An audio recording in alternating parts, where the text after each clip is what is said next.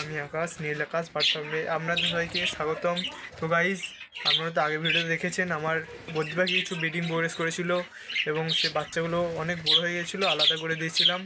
তারপরেও আমার বদ্রি পাখি কিছু ব্রিডিং প্রোগ্রেস করেছে। তো চলুন দেখতে থাকুন সেই ভিডিওগুলো। প্রথমবারই দেখুন 4টে বাচ্চা আছে, 4-5 দিনের করে বাচ্চাগুলো খুব সুন্দর।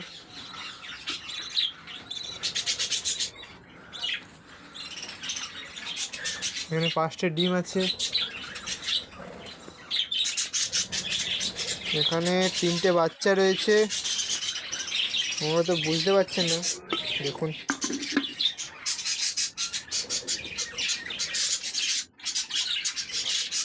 দেখুন ওই দেখুন নিচে একটা বাচ্চা আছে। 3টে বাচ্চা, 2টো ডিম রয়েছে। এখানে দেখুন ফিমেল বসে আছে, এখানেও 3টে বাচ্চা রয়েছে। দেখুন দেখুন 3টে বাচ্চা, 2টো ডিম রয়েছে। ফিমেল হচ্ছে রেগে যাচ্ছে। চলুন পরের ভাড়টা দেখাই। এখানেও ফিমেল বসে রয়েছে, 2টো বাচ্চা রয়েছে। একটি সাদা বাচ্চা আছে। বাচ্চার বডি দেখুন এবং হেলথ কালার খুব সুন্দর। এখানেও 2টো বাচ্চা আছে, তো কালার আর বডিটা দেখুন। এখানেও ফিমেল বসে রয়েছে।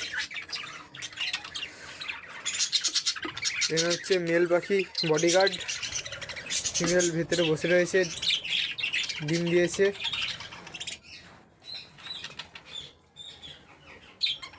এগুলো সব খালি, এগুলো সব খালি রয়েছে।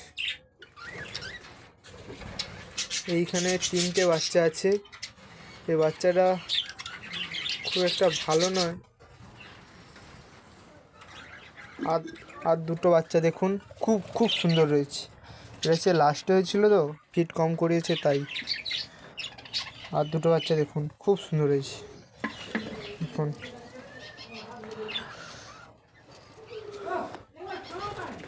বাচ্চার কালার দেখুন, বডি হেলথ দেখুন।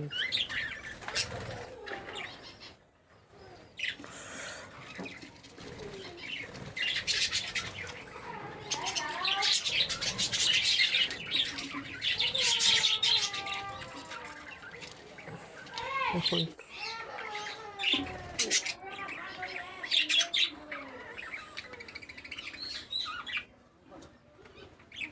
কালার দেখুন।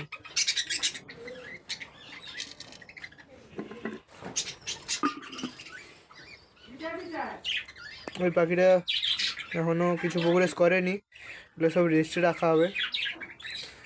তো দেখুন কীরকম প্রোগ্রেস করেছে, তো বলবেন।